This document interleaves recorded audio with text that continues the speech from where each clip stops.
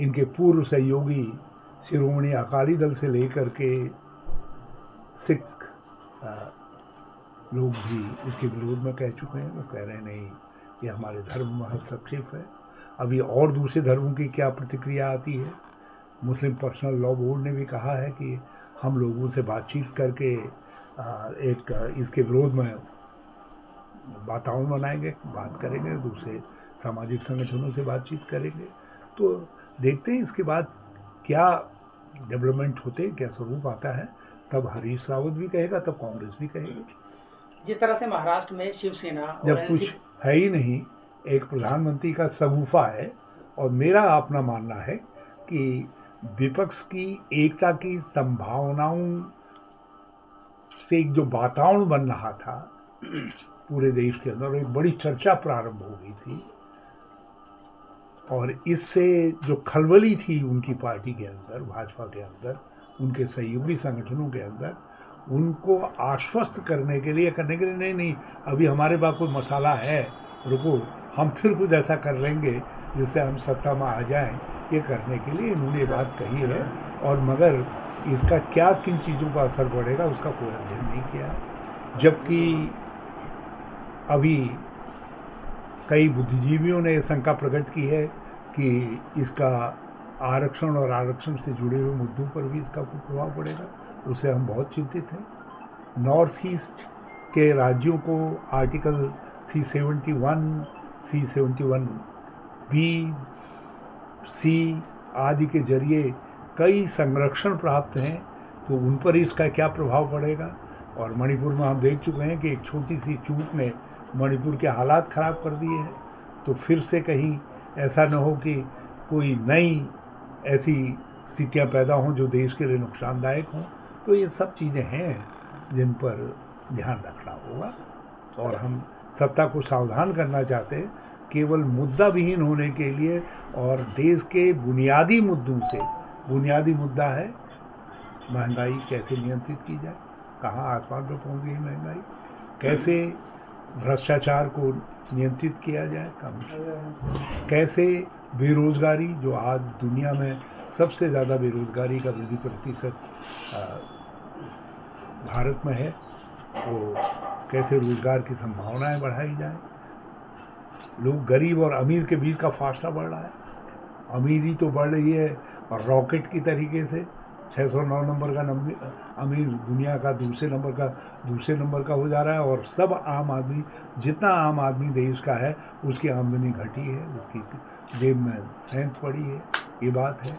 महिला उत्पीड़न के मामले में इस समय हिंदुस्तान की तुलना अफ्रीका के कुछ देशों के साथ आने लग गई है। माल न्यूट्रिशन में, कुपोषण में हम नेपाल और दूसरे देशों से भी पीछे हैं। तो ये सब बुनियादी सवाल है। चीन हमारी सीमा के अंदर घुसा हुआ है, आतंकवाद रुक नहीं रहा है। तो इन सारे बुनियादी सवालों से हटाने के लिए ये सारा शगुफा बनाया गया है। और विपक्ष की एकता से घबराए हुए प्रधानमंत्री जी ने ये शगुफा फेंका है। महाराष्ट्र में जिस तरह से एनसीपी को तोड़ा गया, शिवसेना को तोड़ा गया, और अब बिहार में भी वही नौबत आने की चर्चाएं हैं, तो क्या आप ये मानते हैं कि विपक्ष को डराने की साजिश है? हाँ, ये हर साजिश करेंगे, मगर इसका असर जनता की भावना में, बल्कि महाराष्ट्र की घटना के बाद परिवर्तन की ताकतें और ज़्यादा संगठित हुई अब। और मुझे पूरा विश्वास है कि महाराष्ट्र की जनता अब शरद पवार के पीछे आकर के खड़ी होगी। वो कह रहे हैं हमारा इतना मराठा। और आपने देखा होगा भुजबल, जिसको मंत्री बनाया, जो उनसे धोखा करके उधर गए थे, उनकी कॉन्स्टिट्यूंसी में जैसे शरद पवार पहुँचे तो सारा महाराष्ट्र जुट गया वहाँ। और छगन भुजबल घबरा करके कह रहे नहीं, मैंने जो है तुम्हारे परिवार में गड़बड़ नहीं की है। तमाम मुस्लिम संगठन भी ऐसे हैं जो यूसीसी के फेवर में भी हैं, उनके लिए क्या कहें?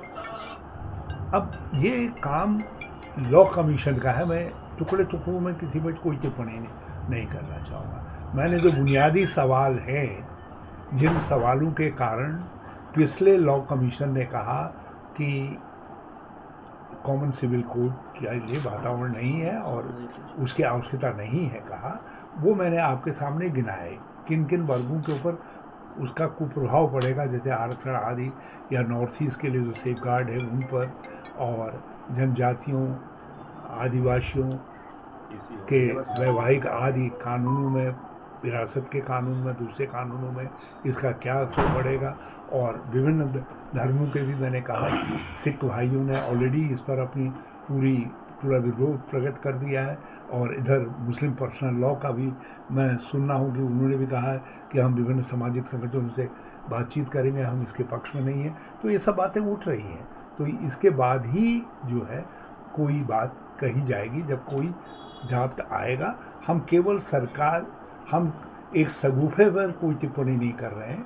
सगुफे तो क्यों जाहिर किया गया वो मैंने आपके सामने बता दिया कि बुनियादी सवालों से ध्यान हटाने के लिए, और एक घबराए हुए प्रधानमंत्री द्वारा, जो विपक्ष की एकता से घबराए हुए थे, उनके द्वारा देश का ध्यान भटकाने के लिए और चर्चा को बदलने के लिए कि शायद ये बात तो नहीं कही गई, ये हमारा मानना है। सर 24 के चुनाव में कांग्रेस को आप कहां देख रहे हैं?